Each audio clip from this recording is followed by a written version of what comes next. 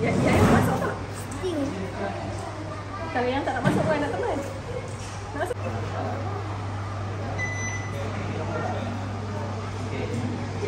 Ma.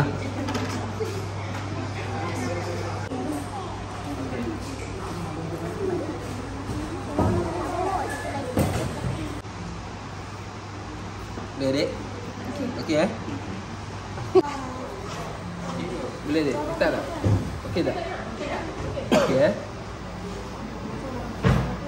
Okey. Boleh eh? Okey dah. Okey dek. Cuma dia lincin datang ke Gua Kelam.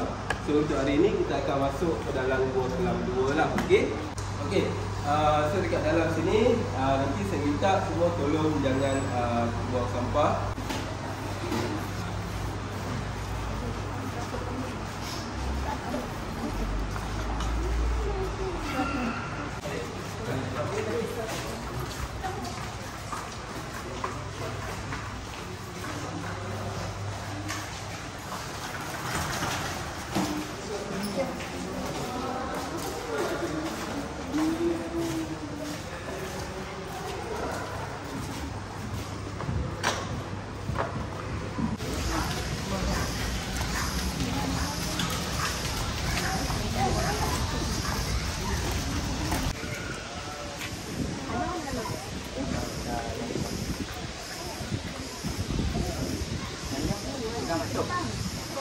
Ni kita ada map lah.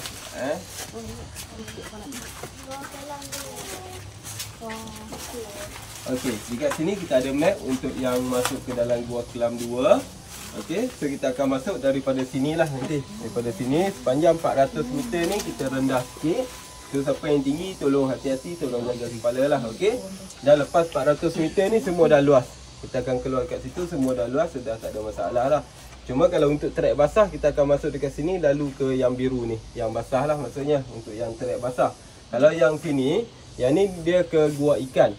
Untuk Gua Ikan ni dia ambil masa lebih kurang 5 jam. Untuk Gua Ikan lah 5 jam sajalah, dia tak jauh sangat. Dan dekat sini kita ada juga untuk ke Gua Kelam 3.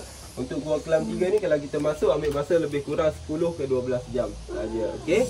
Cuma dia masuk dia kena ada bomba semualah kalau untuk yang Gua Kelam 3 ni sebab dia betul-betul adventure. Dan dekat dalam dia pun dia ada satu tasik yang seluas padang bola. Kedalaman dia lebih 30 meter. Okey. So kalau kita masuk kita kena berenang dalam tasik ni lah untuk menyelam, baru kita boleh keluar untuk berenang dan pergi ke depan untuk kita keluar lah. Okey. Tetapi dia ambil masa yang lama sikit lah kalau untuk yang Gua Kelam 3 ni. Okey. So sekarang ni kita masuk yang Gua Kelam 2 trek kering saja. Okey.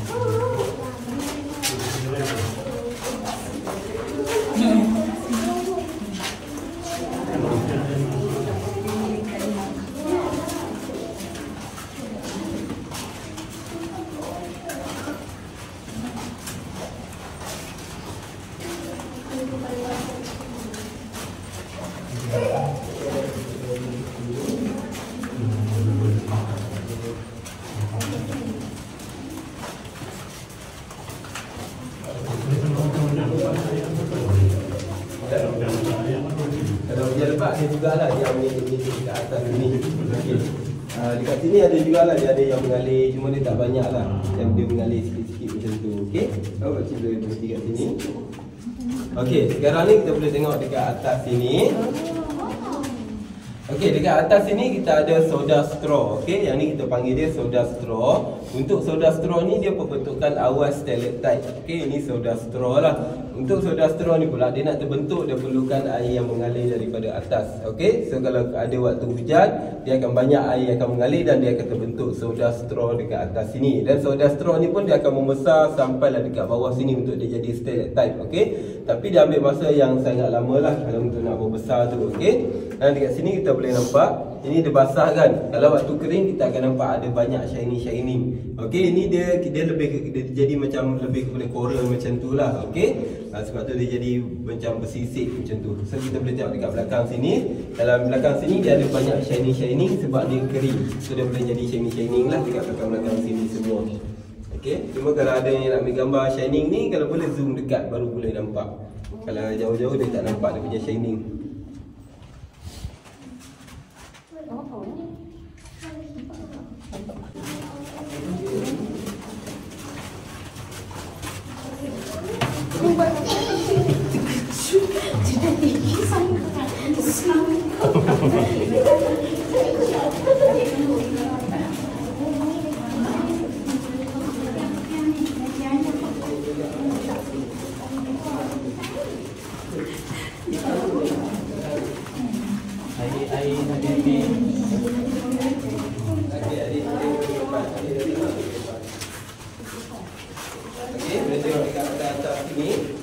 Ada lagi shining tu kita panggil dia calcite. Itu calcite yang ada dekat dalam air batu kapur yang buat dia jadi shining. Okey.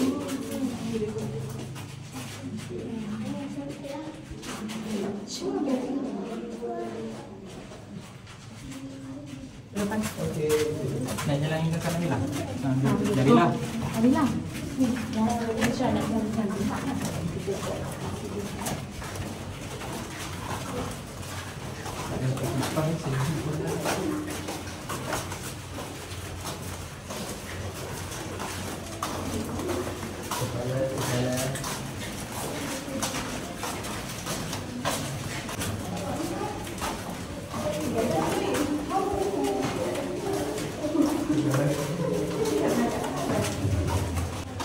Okey, semua okey ke? Okey. Belakang? Okey.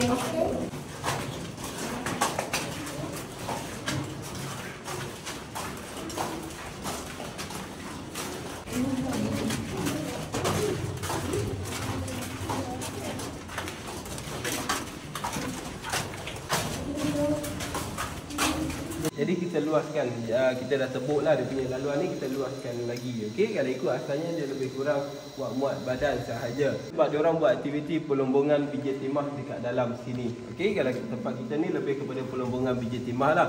Kalau kita tengok tempat lain, kebanyakannya dia orang lombong macam dalam sungai, dekat depan gua kan.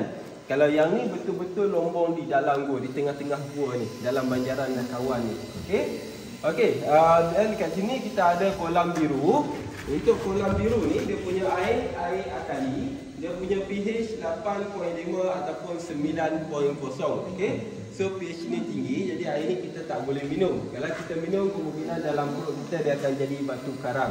Okey, so bahaya untuk diminum lah. Kalau kita tengok dekat tali sini, kita boleh nampak dia punya kesan-kesan dia kalau kita minum air ni. Nampak tak? Dia dah bersalut dengan tali tu, tali tu pun dah menjadi batu. Okey, dia dah keras, dia dah besar. Okey. Dan dekat sini kita ada juga lubang-lubang yang diorang dah lombong biji timah dekat dalam sini dulu. Di laluan dia sempit je kan. Dia punya laluan dia memang sempit saja untuk dia lombong biji timah dekat dalam sini. Okey, so sekarang ni saya akan letak torchlight dekat dalam air. Jadi kita boleh ambil gambar lah. Cuma mungkin tak boleh nak ambil ramai-ramai lah gambar ni kan. Tak apa, nanti kita tengok macam mana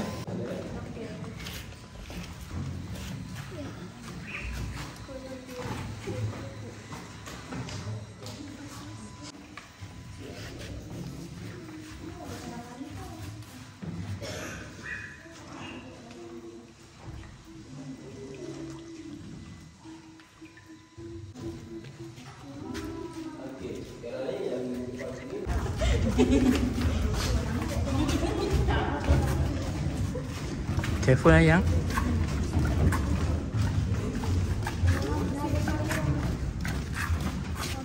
Okey, dekat sini pun kita ada tempat-tempat untuk kita nak ambil gambar juga. So kalau ada yang nak ambil gambar boleh bagi handphone, so kita boleh ambil gambar jugalah dekat sini.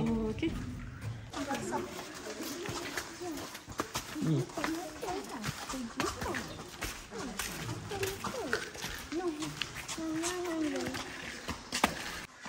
Macam mana dia boleh hidup ni? Terbalik. Terbalik ni. Sikit sejarah pasal perhubungan di dua kelam ni, okey. Dan juga kita ada peta yang macam dekat luar tadi lah. Gua kelam 2, gua ikan, gua kelam 3. Ada kat situ lah, okey. Untuk gua ikan dengan gua kelam 3 ni, dia lalu dekat sebelah sana tu. Kalau kita tengok ada signboard yang ada tulis nanti tu gua ikan kan. Okey, so kalau kita nak masuk gua ikan ke gua kelam 3, semua kita kena masuk melalui situ lah. Cuma dekat dalam sana tu dia memang tak ada lampu langsung. So kalau kita nak masuk memang kita kena bawa headlamp semualah. Headlamp pun kita kena bawa banyak. Sebab kan dia ambil masa yang lama kan. So kita kena standby banyak lah untuk yang gua ikan dengan gua kelam 3 ni. Okey. Okey, dan sekarang kita boleh tengok dekat atas sana tu. Okey. Dekat atas sini kita ada tirai gua ataupun cave curtain. Untuk tirai gua ni usia dia hampir 200 juta tahun. Dan untuk tirai gua ni juga dia nak jadi 1 inci ambil masa lebih kurang 30 ke 40 tahun untuk 1 inci sahaja. Okey. So yang ni dia ambil masa yang sangat lama lah untuk nak membesar tu. Jadi kalau kita masuk waktu hujan, kita akan nampak banyak air yang akan mengalir daripada atas sana. So air tu yang akan buat dia punya tirai gua ni menjadi besar ataupun jadi panjang ke bawah lagi lah. Okey. Nanti tirai gua ni semua dia akan turun sampai dekat bawah sini. Tapi dia ambil masa yang sangat lama untuk nak membesar tu. Okey. Pokok tu dia tumbuh tu sebab dia ada cahaya lampu dekat situ. Dinding dia lembap-lembap, lepas tu dia ada cahaya lampu. Maksudnya cahaya lampu ni ditukar dengan cahaya matahari lah. So dia boleh tumbuh juga dekat situ. Okey. Jom kita gerak ke depan lagi. Dekat sini kita ada pipe-pipe yang pelombong dulu gunalah untuk sedut pasir ataupun tanah tu bawa pergi cuci dekat atas sana. Ada jugalah pipe-pipe yang diorang guna ni. Okey. Yang ni. Okey, jom.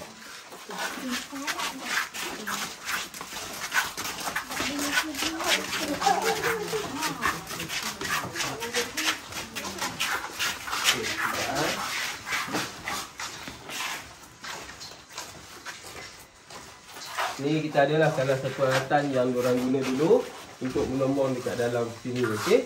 Dia sebenarnya alatan dia banyak yang kita jumpa dekat dalam sini. Tapi dulu dekat luar sana kita ada buat muzium. So barang-barang dia semua kita letak dekat dalam muzium tu lah. Tapi sekarang ni pun muzium tu pun dah jadi galeri art 3D. So barang dia ada kita letak dalam sini sikit, ada yang kita letak dekat dalam galeri sikit, ada kita simpan sikit.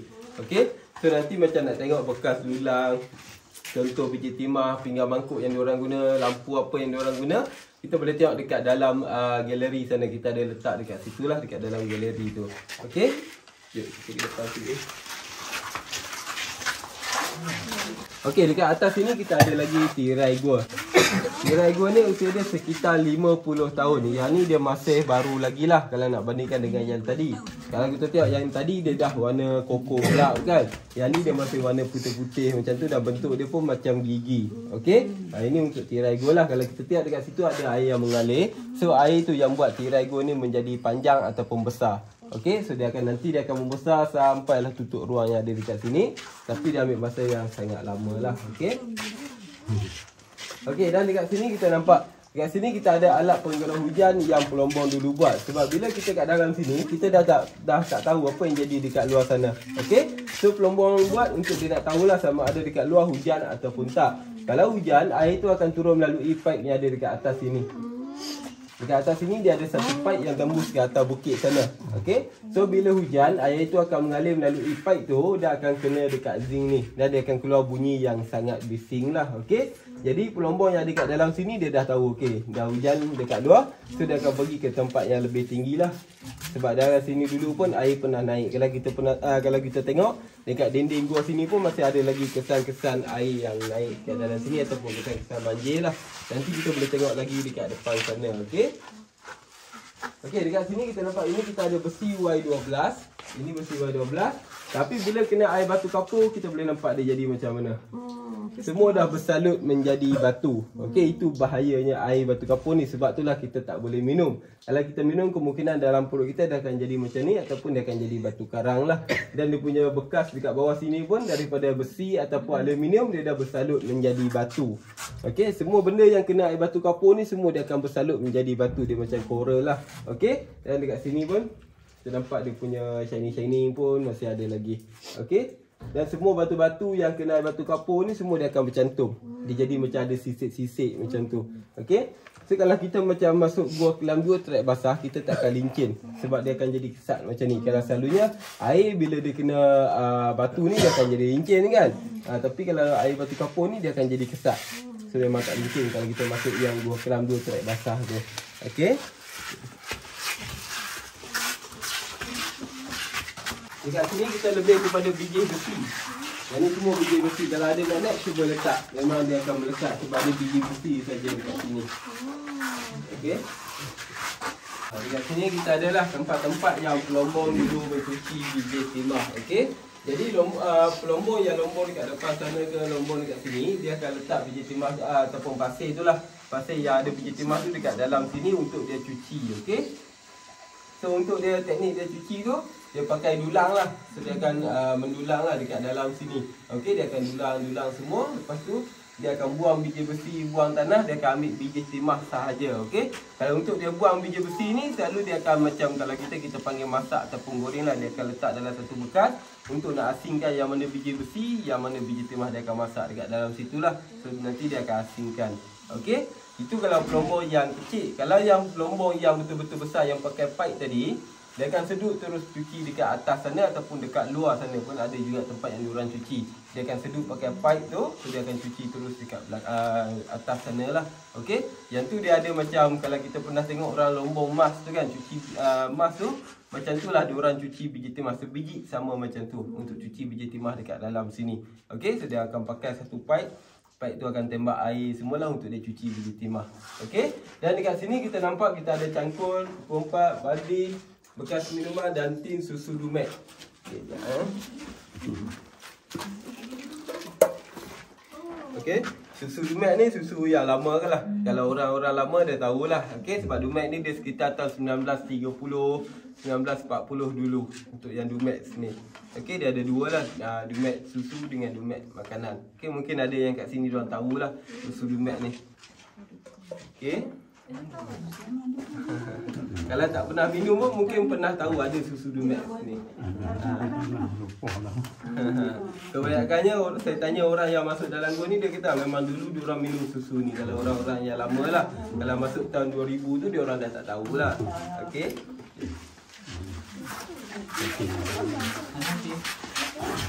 Jadi kalau yang saya nak tahu dulu, semua diorang buat pakai tin. Macam itu Dumex tin, Milo tin, everyday ada tin.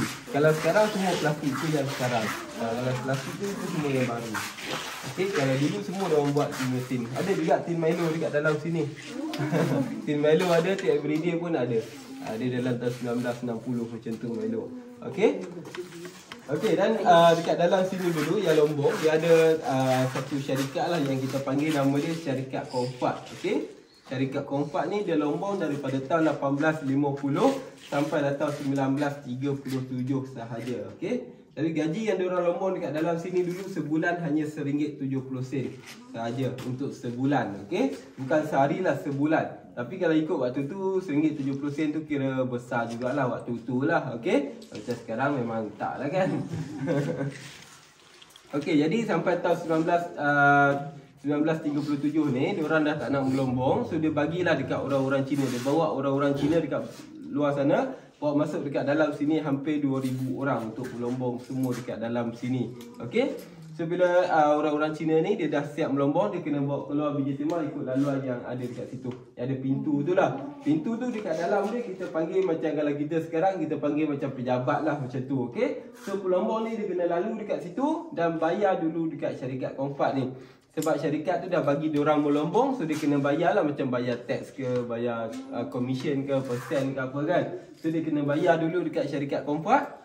Lepas tu baru dia dapat buat keluar biji timah menggunakan laluan sungai yang ada dekat depan sana. Lebih kurang dalam 100 ke 150 meter macam tu, dia ada laluan sungai, so diorang kena buat keluar biji timah ikut sungai tu lah yang ada dekat dalam situ. Okey, ini pintu dia lah. Itu dalam dia. Okey so diorang ni lombong last sekali tahun 1983. Itu tarikh yang last diorang berlombong dekat dalam sini lah. Untuk biji timah ni masih banyak lagi dekat dalam sini. Okey, masih ada lagi lah. Sebab dulu diorang berhenti berlombong sebab harga biji timah murah, bukan sebab biji timah habis. Okey, waktu datang tadi perasan tak ramai orang-orang Cina dekat sekitar sini kan. Majoriti diorang tu keturunan pelombong lah yang pernah berlombong dekat dalam sini, ataupun diorang sendiri yang pernah berlombong dekat dalam sini dulu.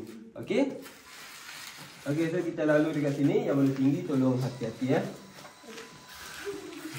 Okay.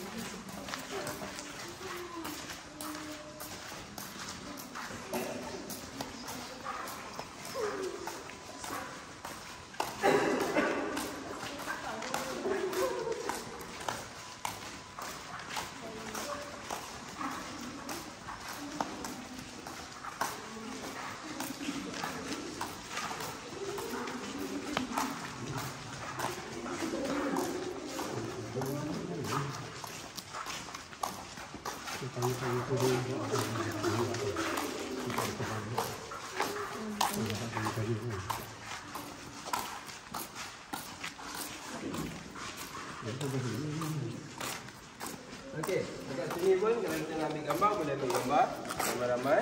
Boleh berdiri dekat tengah-tengah sini. Hadap ke sebelah sana. Dulu masa naik tren sampai sini je kan. Dulu dia kalau tren dekat tempat tadi je. Kita kena jalan kaki. Jalan kaki separuh, lepas tu kena pusing balik. Ikut naik tren dululah. Kalau sekarang kita boleh terus tembus. Semua 2 pelan 1. Ini semua kayu yang diorang, kayu ni dulu diorang buat tiki ataupun jabatan diorang dululah. Dulu banyaklah dekat sini, okey. Lepas tu kayu ni juga dia untuk diorang tolak troli biji timah tu. Sebab dulu diorang tak tolak dekat atas dia punya tanah. Dia tolak dekat atas kayu ni lebih ringan lah. Kalau tolak atas tanah tu macam berat sikit kan. Okey, so diorang pun daripada atas sana lah. Sebenarnya dia tinggi lagi sebenarnya waktu yang diorang melombong tu, okey. Jadi diorang buat turunlah kayu tu. Dia ikut tempat yang diorang melombong. So dia turun sampai melombong sampai dekat tempat kita pijak sekarang. Kalau kita macam sekarang ni, kita nak melombong lagi daripada sini turun ke bawah lagi. Dia ke bawah macam tu lah. Banyak lagi. Sekarang ni kita baru ada dekat perut gua. Maksudnya tengah-tengah lah, perut gua ni tengah-tengah. Okey, so kita boleh turun ke bawah lagi sebenarnya. Okey. Okey, dan dekat sini perasan tak? Ada nampak petak-petak dekat dinding gua tu kan? Okey, petak tu untuk dia masukkan kayu macam tu. So, dia akan masukkan macam tu. Untuk kayu tu orang kata dia tak bergoyang lah. Kalau tak ada petak tu mungkin dia akan bergoyang kan. So dia akan ikat dekat dawai, lepas tu dia akan masukkan dalam tu untuk buat dia kukuh lagi lah. Jadi dia tak perlu bergoyang. Tapi boleh bayang tak macam mana yang diorang buat guna pakai buat petak macam tu. Macam mana diorang buat boleh jadi 4 segi lah. Tapi memang diorang dulu dia pakai pahat yang betul-betul pahat baja yang baik punya lah. Yang itu memang betul-betul yang okey lah. Bukan yang macam sekarang lah kan. Dulu kan besi dia semua yang ni lah.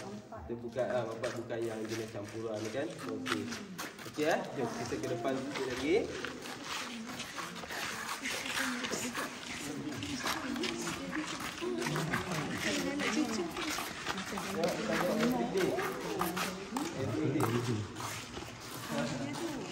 Itu orang kan nampak. Okey, dekat sini kita ada bunga batu. Okey, ni nampak tak yang warna putih ni? Ini yang warna putih ni dia bunga batu ataupun kristal. Kalau kita kat dalam sini kita panggil dia bunga batu lah. Kalau orang luar selalu orang panggil kristal. Okey. Gunung Keriang tu selalu ada orang ambil kristal ni, okey. Dia untuk bunga batu ni dia selalunya orang-orang Cina lah. Dia memang sukalah bunga batu ni sebab dia kata kalau kat rumah dia ada bunga batu ni dia ong. Macam tu. Okey, dia orang panggil feng shui. Sebab tu orang-orang Cina banyak dia orang beli bunga batu ni. Tambah-tambah pula kalau ada yang warna purple ke, warna merah ke, dia orang lagi sukalah. Okey, sebab yang tu antara warna yang mahal. Dia orang boleh beli sampai belas-belas ribu, puluh-puluh ribu pun ada juga untuk bunga batu ni. Okey. Okey, dan yang ni dia baru permukaan luar saja. Dekat dalam dia ada satu bentuk yang besar lagi lah. So kita kena ketuk luas baru kita akan dapat satu bentuk yang besar dekat dalam sana. Okey, macam dekat Gunung Wayang tu, kat situ selalu memang kebanyakannya orang akan ambil dekat situ. Sebab situ dia tak ada orang yang ganggu kan. Macam sini tak boleh ambil sebab dia dalam kawasan hutan simpan. So tak boleh nak ambil lah. Yang sana tu kalau ikut yang saya tahulah, ramai orang pergi ambil kat sana. Dan waktu kita nak pergi tu pun, kedai kiri kanan pun dah ada yang jual. Kita beli dekat situ kan. Dia ada yang murah, ada yang mahal semua. Okey, nanti kita panggil bunga batu lah.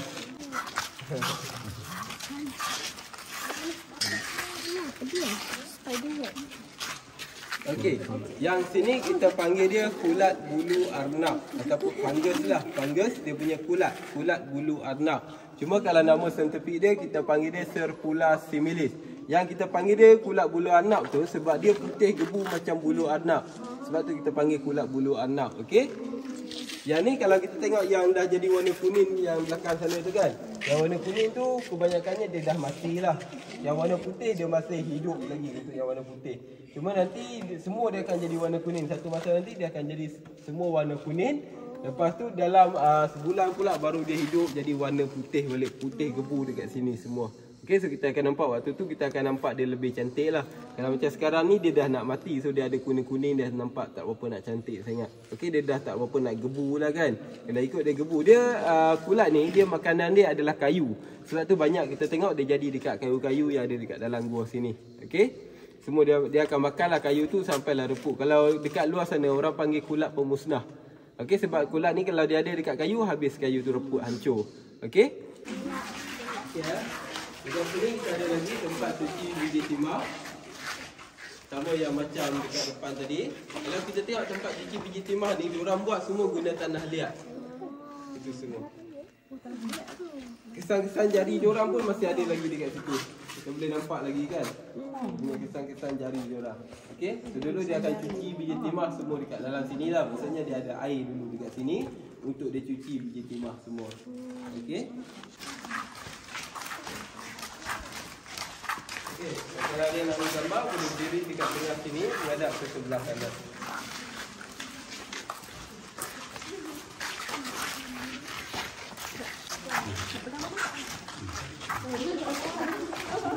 Ui, bapak. Ya. Dekat sini kita ada telaga ni. Tengok ada bola. Telaga ni dia air mata air. Air ni kita boleh minum sebab dia bukan air batu kapur. Dia air mata air. Maksudnya air daripada bawah tanah lah. Okey. Ni telaga dia.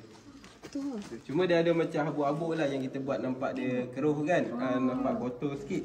Sekejap saya ambil batu. Jom masuk kita. Masuk.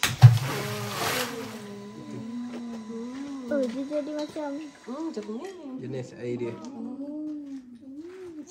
Cuma dia ada macam habuk-habuk tu kan. Kita nampak dia macam keruh sikit lah. Tapi air dia cantik, bersih. Chinese word. What is that, Cik? Apa tu? Tu adik atas tu.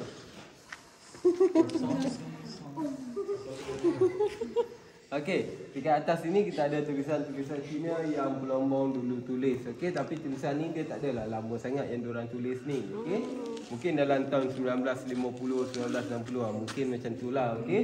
Dan kalau kita tengok siap dengan ada love semua dekat situ kan. Dia buat love. So kalau ikut yang saya pernah tanya orang-orang Cina yang masuk dalam sini, dia kata tulisan Cina ni maksud dia tu macam pasal cinta, pasal lagu macam tu. Ataupun puisi orang-orang dululah untuk diorang bercinta ke apa kan. So dia tulis kat situ, maksud dia kata macam bunga takkan selalunya kembang. Maksud dia ataupun mekar lah. Okey. Dan dia kata dekat situ pula perempuan perempuan dia takkan selalu dicintai ataupun selalu cantik macam tu. Itu maksud dia lah yang dia tulis dekat situ. Okey. Macam dia lebih kepada pasal cinta lah kalau ikut yang dia tulis dekat dalam sini. Semua lebih kepada pasal cinta. Dan dekat sini pun ada juga Okey, tulisan juga yang dia tulis kata dia macam bercinta lah, dia ada suka lah, ada suka dekat seorang ni tapi orang tu yang orang lain punya. Maksudnya mungkin wek orang ke bini orang ke macam tu lah dia kata. Okey, dia kata dia ada suka dekat orang tapi orang punya. Itu maksud dia lah kalau ikut yang orang-orang Cina translate lah. Cuma tulisan ni dia selalunya orang-orang Cina yang kita yang kalau muda mungkin tak boleh nak baca lah. Ada setengah orang tu saya tanya dia tak pandai baca. Sebab dia kata dia pun sendiri tak tahu nak baca daripada atas turun bawah ke kiri ke kanan ke dia tak tahu. Tapi kalau orang-orang Cina yang lama dia tahulah tulisan sebab yang ni tulisan yang lama kan. Okey, dan banyak lagi lah tulisan-tulisan sampai lah dekat atas sana tu. Itu. Ada lagi. Banyak. Okey.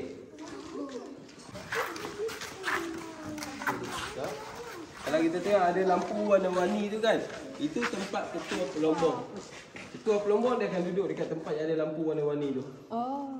Dia akan duduk dekat atas sana, so dia tengoklah anak buah dia dekat bawah sini buat kerja ke, tak buat kerja ke. Semua dia akan nampak daripada atas sana. Okey?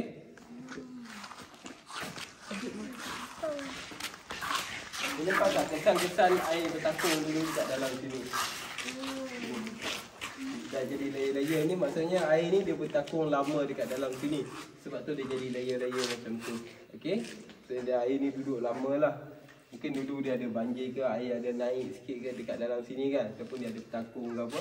So dia duduk lama. So dia jadi layer-layer macam tu lah. Okey? Dia dekat sebelah sini kalau kita tengok ada lubang ni kan. Dalam ni pun masih ada laluan lagi. Okey? Yang ni masih ada laluan. Laluan ni kalau masuk kita akan tembus dekat atas sini. Jadi tak perlu naik tangga lah, boleh masuk dalam lubang ni je. Okey? Selalunya tapi lubang ni kita kena merangkak lah. Tapi dia tak jauh sikit je. Dia kita masuk situ kita dah luas. Tapi dia mula-mula ni dia nak kena merangkak. Okey? Kalau selalunya kita masuk ke sini, siapa yang masuk trek basah kita akan lalu dekat sini. Okey, macam kita kalau trek basah ni kita kena pusing balik nanti. Macam masuk trek kering pergi sampai belakang sana, dah habis trek kering baru kita keluar ikut sini masuk ke trek basah. Okey, so kita akan merangkak dulu dalam lubang ni lah. Jangan risau siapa yang besar-besar pun muat. Memang kita dah masuk dalam ni memang muat. Cuma kita tengok macam sempit kan, tapi bila kita meniarap tu boleh masuk, tak ada masalah. Macam saya hari tu galas beg ni pun boleh muat. Tak ada lepas, tak ada masalah. Okey? Dan dekat dalam sini pun masih ada lagi laluan. Kalau kita tengok dekat sini sempit kan, tapi bila kita masuk dekat dalam sana memang luas dekat dalam. Okey? Dan dekat dalam sini pun dia ada alat penyana elektrik yang pelombong dulu. Okey? Mungkin yang tu dia dah moden sikit ke apa kan. Dia dah ada alat penyana elektrik, dah ada generator diorang. So letak dekat dalam sini lah. Okey? Dan kita ada jumpa juga macam slipper diorang, kotak rokok diorang, botol air diorang ada dekat dalam sini juga. Kita tak ambil lah, kita biar dekat situ untuk kita nak tunjuk dekat orang. Okey? Okey, so sekarang kita dah nak start naik tangga. Jadi tolong hati-hati. Okey, semua tolong hati-hati. Pelan-pelan naik. Kalau ada masalah apa-apa bagi tahu saya, nak rehat ke apa, bagi tahu kita berhenti rehat dulu. Okey Yuk. Okey. Okey, pegang mesinnya Pak Fuad eh.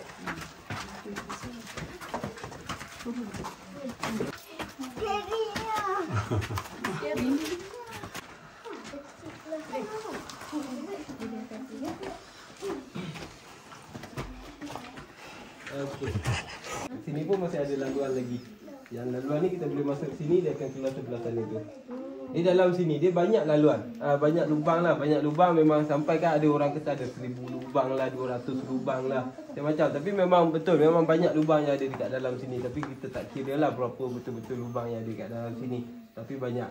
Okey, sebab diorang ni dia melombong, dia masuk dekat sini dah tak ada begitu masuk, dia akan pusing tempat lain untuk dia keluar. So dia akan cari lagi, dia takkan keluar ikut laluan sama.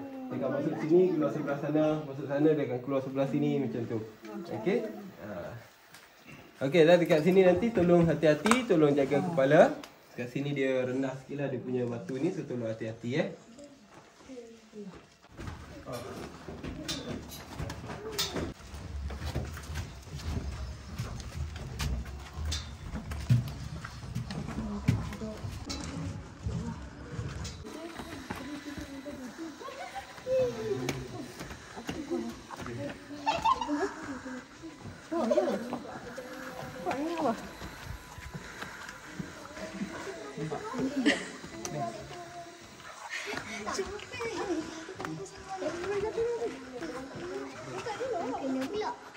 Hoi, buat kerja. Ha, macam tu.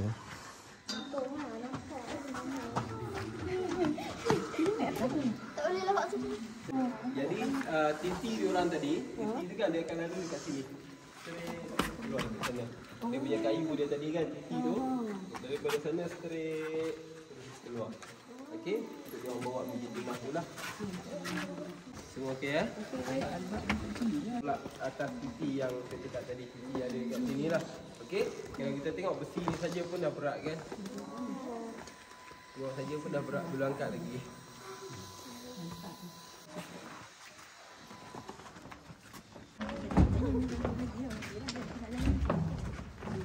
Dekat atas sini kita ada flow stone. Okey, ini ada dekat atas sini jugalah. Okey, kalau kita tengok dekat atas sana dia ada dua kolam yang pelombong dulu ambil air bawa ke tempat cuci biji timah. Okey, jadi mungkin air tu dia bocor ke air dia penuh ke apa kan. So dia ada air yang mengalir daripada atas dan lama-lama dia terbentuk flow stone dekat situ. Okey, dan kat bawah sini pun ada, tepi sini pun ada juga. Cuma yang ni kita akan nampak dia basah waktu dia hujan saja. Hujan kita akan nampak dia ada basah-basah, lembab-lembab sikit sebab dia ada air yang mengalir. Okey. Dan kita boleh tengok juga dekat batu-batu sini. Bentuk dia macam katak dia punya batu ni. Yang besar ni. Ya. Yeah. Bentuk dia macam katak ni. Buka lampu dulu Bukan Okey, lid kita try dia. tutup lampu. Headlights tu. Okey, nampak tak? Kita tutup lampu. Ha. Kotak atas dia ada.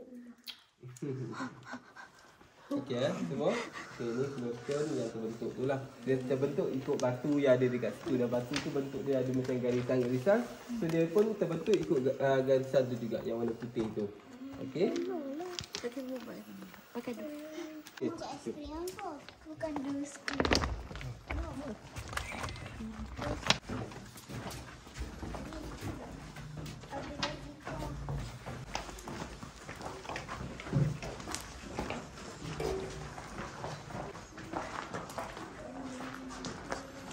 Cuma kalau kita tengok dekat sini dia lebih kepada yang semula jadilah. Okey, yang atas sini dia lebih kepada yang semula jadi. Okey.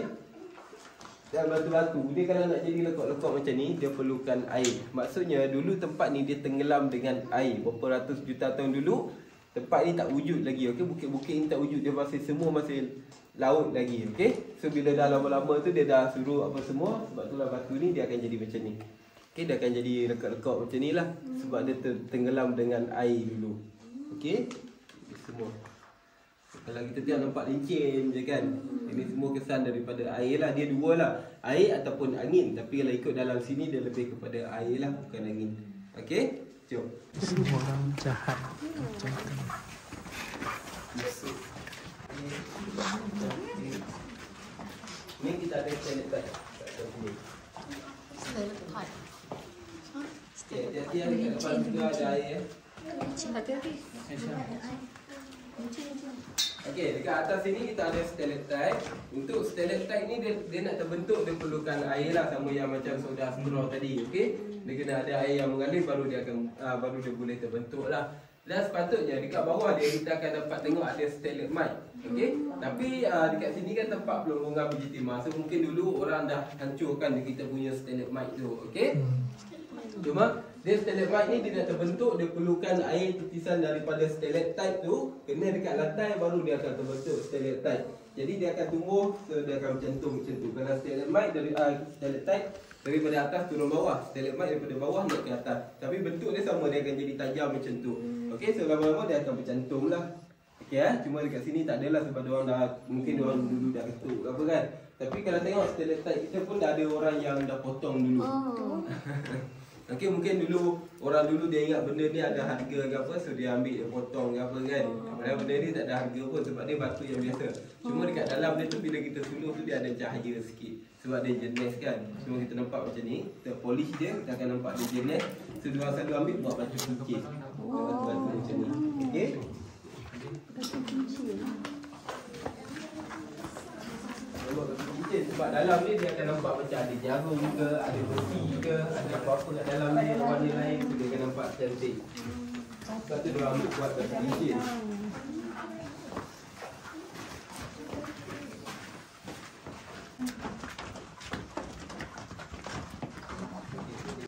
Okey, dekat sini nanti saya akan tutup lampu so kita boleh tengoklah betapa gelapnya gua kelam ni.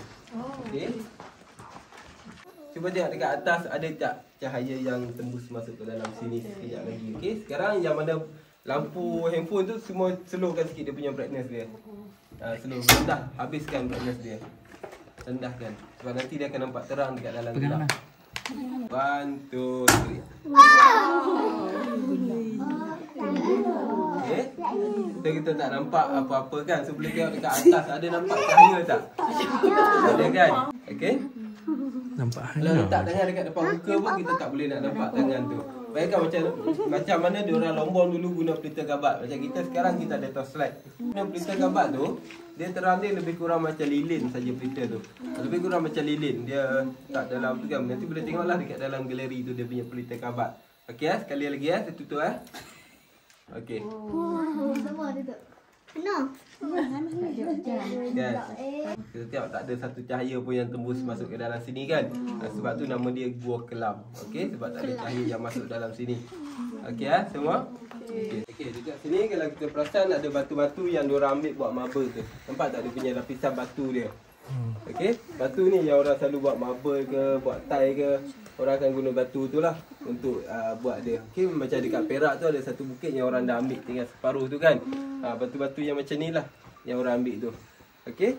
Tak boleh nampak lagi dekat depan sini pun masih banyak lagi.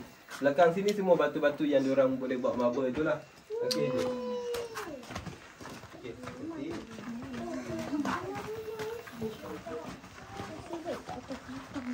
okey, dekat sini pun kita boleh nampak ada lagi ni. Itu. Batu-batu dia. Okey, ini yang diorang ambil buat marble lah. Cuma dia ada macam pasir-pasir sikit. Kalau kita cuci ni kita akan nampak cantik. Tapi batu ni dia bukanlah kristal. Dia cuma batu yang orang ambil buat marble ke, buat tile ke. Macam selalunya orang akan guna batu marmar. Batu marmar ni dia seduh buat panas.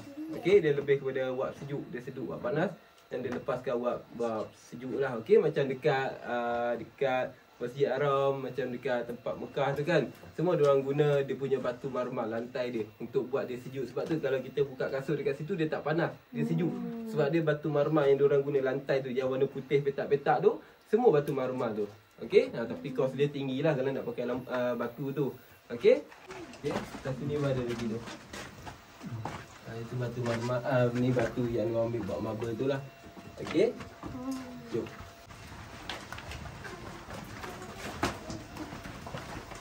Kalau Cahaya kan. Okey semua. Bapak ini.